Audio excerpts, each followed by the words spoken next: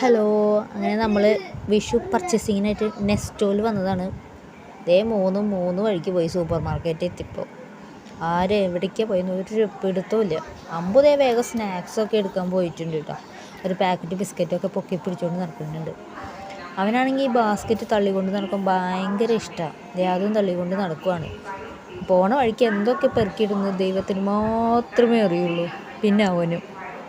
അതുകൊണ്ട് ചേട്ടൻ എപ്പോഴും അവൻ്റെ കൂടെ തന്നെ ഉണ്ട് കേട്ടോ. കാരണം എന്താ പെറുക്കിയിടാന്ന് പറയാനായിട്ട് പറ്റില്ല. അങ്ങനെ പർച്ചേസിങ്ങൊക്കെ കഴിഞ്ഞു. ബില്ലടിക്കാൻ പോവാണ്. ചേട്ടനും ആരും കൊണ്ടിട്ടാണ് ബില്ലടിക്കാനായിട്ട് പോയി നിൽക്കുന്നത്. രണ്ടിൻ്റെയും മുഖത്ത് വലിയ തെളിച്ചൊന്നുമില്ല കേട്ടോ. എന്തൊക്കെയോ എടുത്തു എന്ന് പറഞ്ഞിട്ട് ചേട്ടൻ അലമ്പുണ്ടാക്കിയിട്ടുണ്ട് അവിടെ നിന്നിട്ട്.